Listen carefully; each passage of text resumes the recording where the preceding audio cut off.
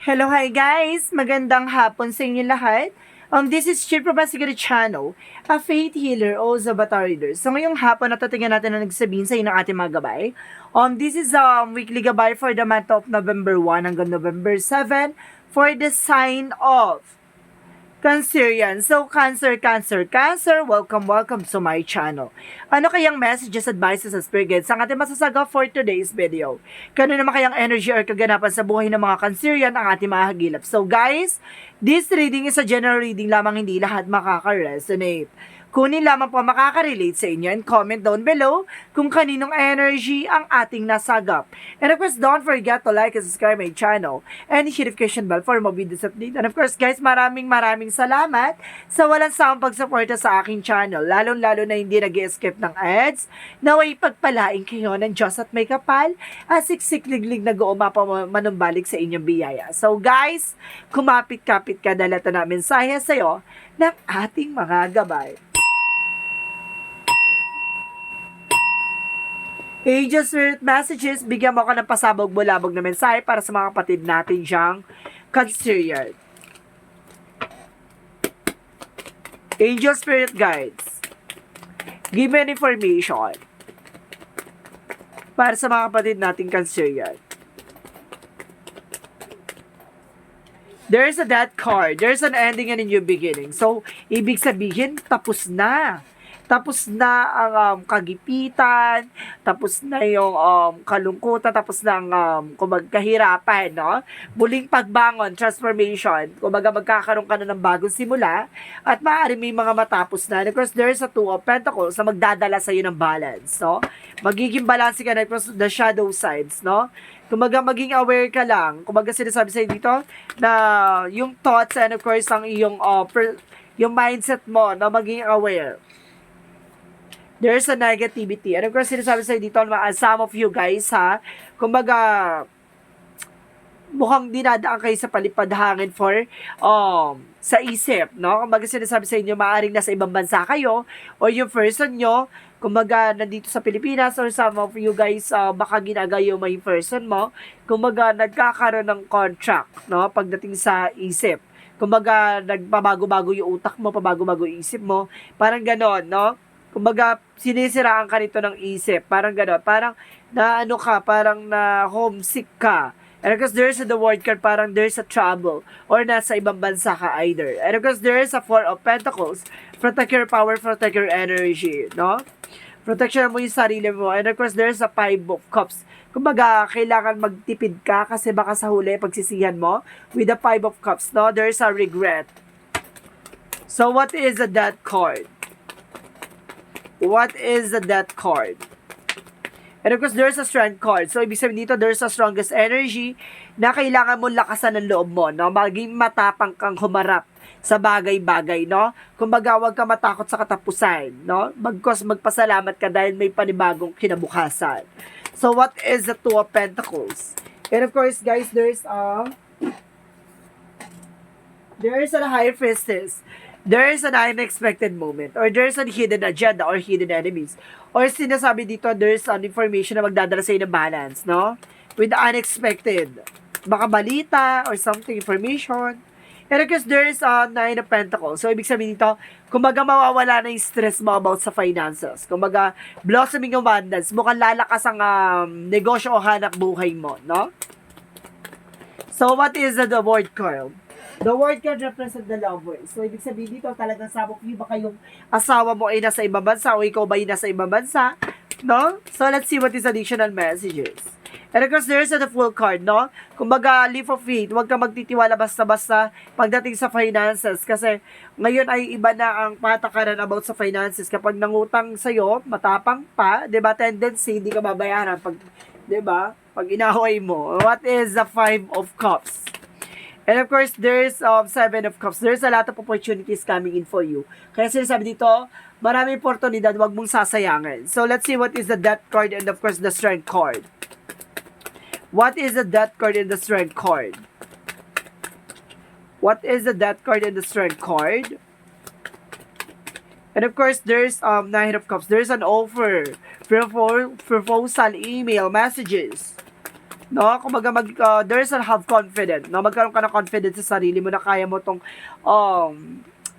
hawakan tong offer na to. And of course, there's a higher fight, no? Kumbaga there's hidden agenda, or meron talaga ditong hidden enemies, no? Kumbaga there's a religious factor. So may religious dito na kumbaga magbibigay sa'yo ng information, kumbaga makakatulong sa'yo para maging balanse ka, no? So, let's see what is additional message. Or kailangan nyo magdasal, no? Pray. So, let's see what is the shadow side and of course the Nine of Pentacles. So, there's an Ace of Wands, a new beginning, no? Magdadala sa ito ng bagong simula at bagong plano. So, let's see what is the word card and of course the Lovers.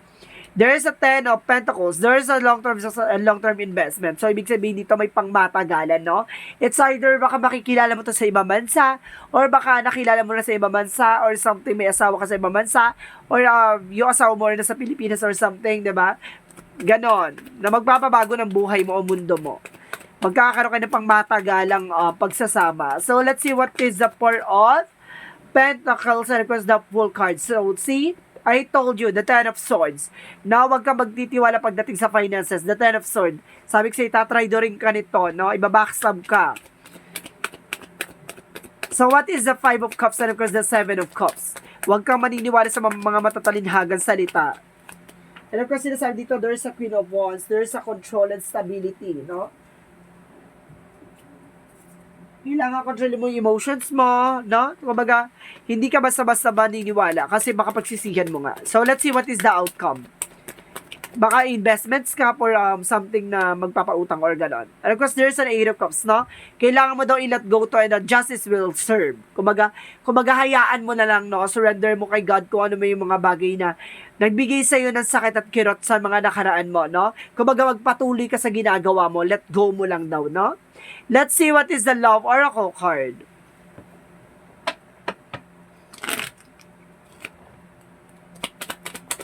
What is the Love Oracle card? There's a passion, having fun. Diba? Kumbaga magsaya ka dyan. Kung ano yung gusto mong gawin mo. No? And of course, na sinasabi dito, there's a Grim Reaper. Relationship is over. Some of you guys, kumbaga, mukhang tinatapos sa pagdating sa relasyon. No? And of course, there's a wedding. So, ibig sabihin dito may everlasting promises or union, something dito na mukhang may pagtatagpo. No? There's a soul connections. And of course, there's a sunglasses. No? Mag-ingat ka. There's a watching, looking at you or stalking. No? May sumusubaybay sa'yo. Let's see what is the messages of Yin and Yang Oracle card. What is the Yin and Yang Oracle card? There's an healing. So, magkakaroon ka na raw ng healing. From finances, love life, career, and of course, there's an attraction. Some of you parang malakas daw ang attractions mo sa person na to. Maaaring may gusto sa'yo ang isang tao sa taga-ibang bansa, ganun. And of course, there's a freedom, no? Kumbaga, there's an opportunities. Kumbaga, maraming oportunidad na papasok sa'yo, no? Let's see what is Archangel Michael messages for you.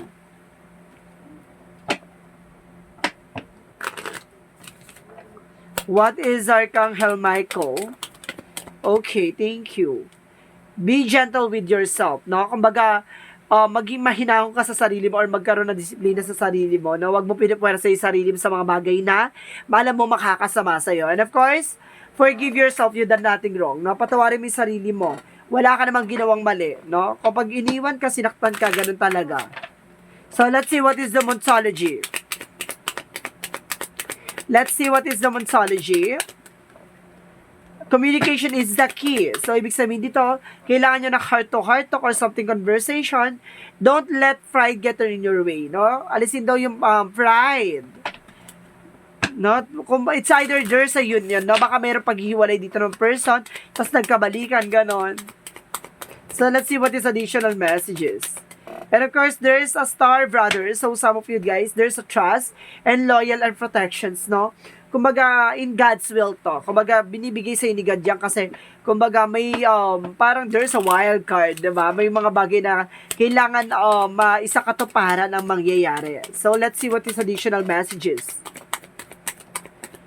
There's a courage. So, ibig sabihin dito, lakasan mo ang loob mo, no? At magkaroon ka ng kumpiyansya sa sarili mo. Lakasan mo ang loob, maging matapang. Alisin ang takot at pangamba. Additional messages, there's a creativity by change, no? May mga pagbabago magaganap. A major changes or changes coming in for you. A premonition, see prophecy. So, ibig sabihin talaga dito, yung mga bagay na mangyayari ay mangyayari. Ayon sa nakatakda. Diba? Let's see what is this energy. Maaring nakita mo na itong mangyayari na to. And because there is a patient, no? Time to heal and time to progress. No? Takes time. And because sixth chakra Archangel Metatron, so there's a lot of surprises. Parang bibiglain ka dito with the surprises. Kaya pala there's an high priestess.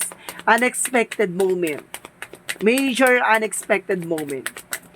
And of course, there's a chakra for guilt. Some of you kumbaga may galit or something poot.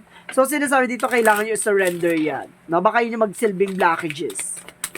Let's see what is Archangel Raphael. Jesus, the divine healer. So, ibig sabihin, nangyayari to dahil sinasabi ni Jesus dito, pagagalingin niya ang lahat ng sugat ng kahapon in all aspect, no? Sa lahat ng uri ng karamdaman na nararamdaman mo. What is additional messages? And of course, there's a counseling. Talagang may may something advices for, and of course, healed by words by God, no? And of course, what is the Jesus loving quotes? Sinasabi ng Jesus loving quotes, My Father give you the true bread in the heaven. So see, ibibigay o iyahain daw sa iyo ni God yung mga pagkain na alam niya makakabuti sa iyo, hindi makakasama sa iyo. Diba? Alam niyang bubusugin ka na lahat ng mga pagsubok, experiences, and of course, lesson. Let's see what is the angel's number. There's a 29. I am insightful. May pasilip talaga. No? There is a prophecy, pasilip, no? Sinasabi dito, you are highly intuitive and creative your mind. Things in the futures and you seem to draw information and ideas from out of the sky. A powerful drive to know that oneness of the all things. Ibig sabihin, pag may pumasok sa isip mo, no? Kumbaga nagagawa mo. Na kumbaga you have a visions into realities. No? May mga bagay na kumbaga yung or desires into realities. May mga pangarap ka na may isa sa katuparan mo. So let's see what is the messages of life. And sinasabi dito, welcoming happiness. Divine love is manifesting in me, through me and around me. It attracts all that I need to benefit from my soul. As I work to increase the inner light, I evolve in a meditation of love and joy.